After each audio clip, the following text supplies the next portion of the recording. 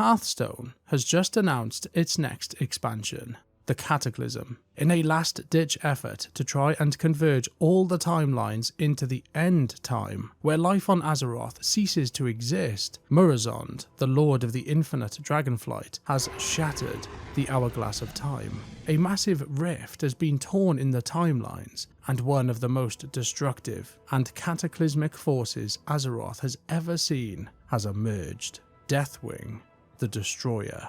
The twisted Black Dragon aspect has arrived from an alternate timeline where he hasn't been slain by us heroes, and now he has returned to carry out the sinister task of destroying Azeroth. The heroes of time will now need to band together with the Dragonflights and attempt to slay Deathwing for a second time.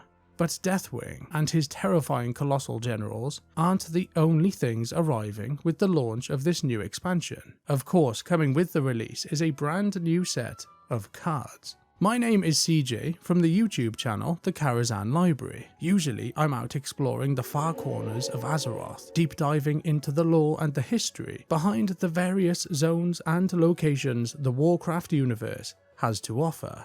But today's quest is a bit different. Today I am revealing one of the new location cards coming in the Cataclysm expansion. On top of that, we are also taking a look at a few other location cards from Hearthstone and diving into the sinister, the dark and the tragic lore behind the locations sitting in your deck. But first up, let's take a look at the new location card, the Ruby Sanctum. In play, this card will change your next healing effect into damage instead. But now that we have revealed one of the new cards coming up, let's get some context behind it and take a look at the lore of this location card. The Ruby Sanctum can be found alongside the other Dragonflight Sanctums inside the Chamber of Aspects that sits beneath Wyrmrest Temple in Dragonblight. Like the other ones here, the Ruby Sanctum is a place where the red Dragonflight can lay their eggs and raise their young, or at least it used to be. In the Warcraft universe, there are 5 primary dragonflights. These dragons were tasked with protecting the world of Azeroth by the Titans thousands of years ago, and 5 powerful dragon aspects were chosen to lead their respective dragonflights on this cosmic mission of watching over our world. The blue dragonflight protect the magic of the world, the green dragonflight protect the Emerald Dream, the bronze dragonflight look after the Time Ways, the black dragonflight are the protectors of the earth, and the red dragonflight are the protectors of life itself. When Azeroth was faced with any major threats, like the first invasion of the Burning Legion, the dragonflights would convene to discuss the situations at the Chamber of Aspects, their sacred meeting place. It was here, 10,000 years ago, that Deathwing, the aspect of the Black Dragonflight, revealed the Dragon Soul artifact to his fellow aspects. He convinced the other aspects to pour their power into the artifact, promising them a weapon capable of defeating the Legion. But this was a trap.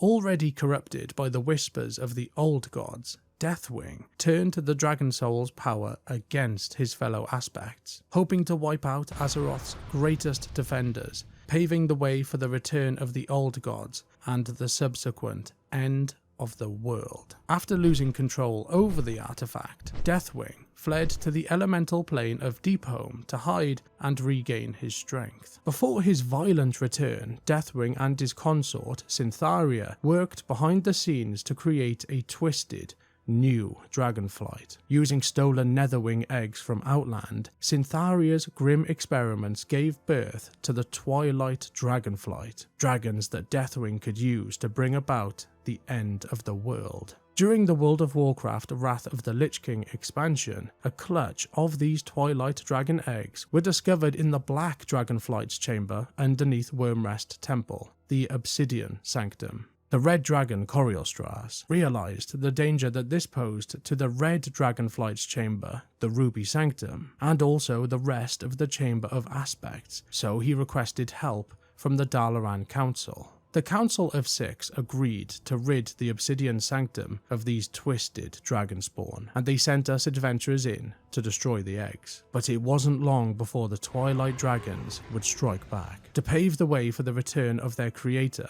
Deathwing, the Twilight Dragons were ordered to shatter the Wyrmrest Accord, the alliance of the main dragonflights. They started that war by attacking the Ruby Sanctum. The Twilight Dragon, known as Halion, and his terrifying lieutenants were sent in to wipe out the Red Dragonflight forces, and soon enough the Twilight Dragons had completely taken over the Ruby Sanctum. Us heroes of Azeroth were then sent in to put an end to Halion and his Twilight Dragon lieutenants.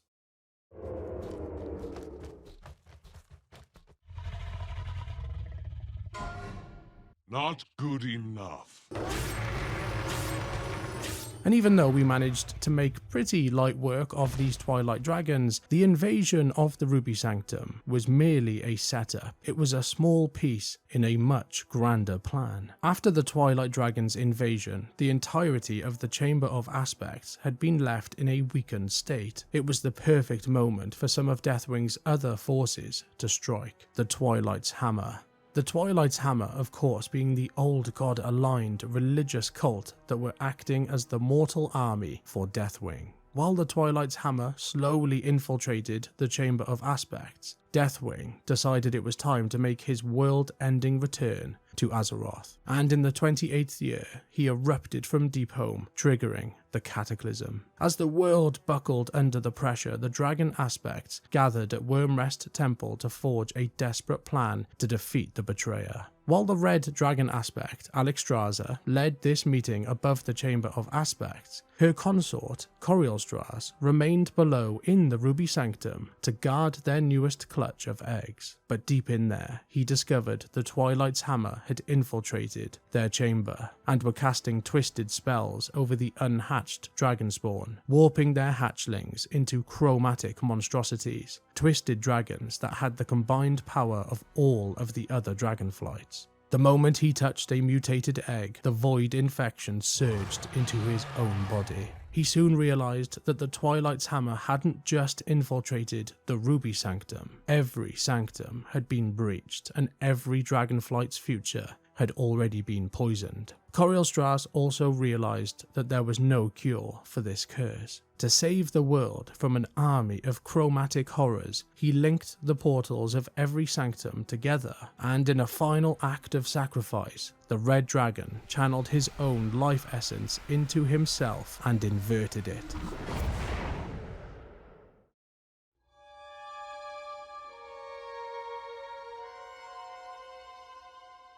The resulting implosion flattened the Dragonflight Sanctums and shattered the base of the Wyrmrest Temple. In an instant, Coriolstraz himself, thousands of corrupted eggs, and of course the Ruby Sanctum were obliterated. The Ruby Sanctum would be rebuilt sometime later, and of course in this timeline, Deathwing would go on to be slain with the help of us adventurers and the use of the Dragon Soul artifact. But somewhere out in the timeways, this is not how Deathwing's story ended. And with Murozond now shattering the hourglass of time, the Deathwing that must have survived the battle with the Dragon Aspects at the Maelstrom has now emerged into our timeline to repeat what he set out to do, the total destruction of Azeroth. Now that we have revealed what's coming up in the Hearthstone Cataclysm expansion, and broken down all of the lore and the context behind the new location card, let's take a look at another couple of location cards in Hearthstone and deep dive into the dark, twisted and sinister lore behind them. When location cards were first introduced into Hearthstone during the Murder at Castle Nathria expansion, they didn't just change the way we play the game. One of them also opened a window into the most twisted corner of the Shadowlands. But to understand the dark secrets behind the Sanguine Depths location card, we first have to talk about the man, or better said, the Eternal One, in the High Castle, Sire Denathrius. Denathrius was the architect of the Shadowland realm of Revendreth, and also the creator of its vampiric people, the Venthia. From his seat of power at Castle Nathria, he basically ran a cosmic rehabilitation program for the afterlife. His job was to take the most arrogant and wicked souls from all across the universe and then squeeze the pride and, more importantly, the anima out of them. Anima is the lifeblood of the Shadowlands. It's basically the essence of the souls that enter into the Shadowlands, where it is then used and processed in a number of different ways across the different realms, all to keep this whole machine of death running. It's used as a source of power, currency, it's infused into forms of life, and it's also used as sustenance by the Venthyr. But by the time us adventurers had arrived in the Shadowlands, this anima machine had stalled. Souls were being dumped straight into the hellish and bottomless pit of the Maw, causing a catastrophic anima drought across the 4 major realms. In Revendreth, the common people were starving, and they were struggling to survive without their anima. So Denathrius played the part of the concerned leader, issuing strict rations and claiming there just wasn't enough energy to go around. I fear further sacrifices must be made if Revendreth is to survive this crisis. But that was all a lie. Behind this noble facade, Denathrius was hoarding the realm's remaining anima for his own greedy plans. He was funneling this stolen energy into a sprawling network of catacombs and high-security prisons deep beneath his castle, the Sanguine Depths. In Hearthstone, this card hits a minion for damage and then gives it an attack buff. In the lore, that is almost exactly what the Sanguine Depths are made for: to inflict unholy amounts of pain and then extract the power from the suffering. To guard his hoard of anima down in the Sanguine Depths, Denathrius relied on the Stoneborn, living gargoyles brought to life through anima infusion, all led by the ruthless General Karl. Now, while WoW players were busy joining a rebellion to topple Sire Denathrius, Hearthstone gave the story a bit of a whodunit twist. Denathrius knew that the eyes of the Shadowlands were starting to notice his hoarding, so he decided to do what any narcissistic vampire would.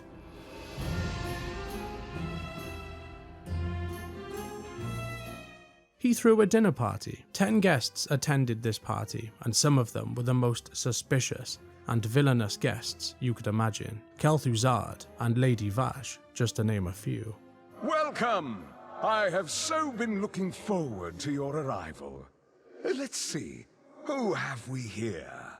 After a brief welcome, Denathrius disappeared to prepare for the rest of the evening. But a few moments later, his chalice hit the ground after he had been mysteriously murdered. The legendary detective Murloc Holmes was called to Castle Nathria to investigate the murder mystery, but with a guest list featuring some of the most evil characters from the world, everyone was a suspect. The mystery of Castle Nathria eventually turns out to be a plot by Denathrius himself, who was attempting to lure out any potential betrayers. Our next stop on the list of the sinister and the dark lore behind the location cards of Hearthstone is Gnomeregan.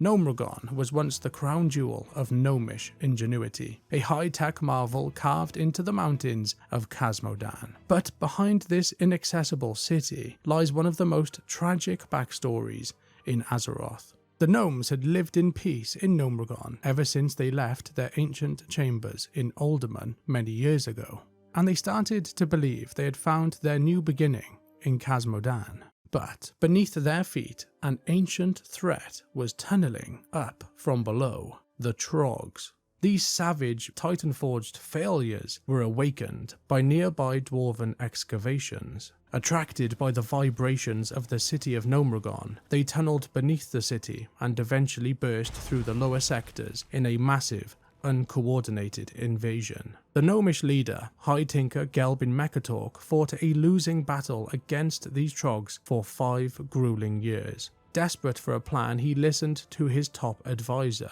Sicko Thermoplug. He proposed flooding the lower levels of the city with toxic radiation to kill the Trogs. But this plan was a catastrophe. The radiation drifted upwards, wiping out 80% of the gnomish population in a matter of days. The worst part about this story is that it wasn't an accident. Just a few whacks more. Sicko Thermoplug had intentionally sabotaged the city's ventilation system as part of a plan to overthrow Gelbin and seize power for himself. But karma would soon strike Sicko.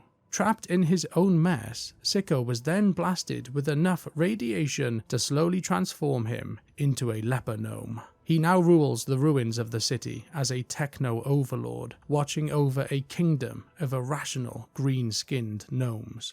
Hearthstone's Location Through the Ages cards actually show us 3 versions of this story: the magnificent past, the toxic present, and a happily ever after future where the city is reclaimed. But speaking of not so happily ever after, our final stop on this Lore of the Locations cards takes us north.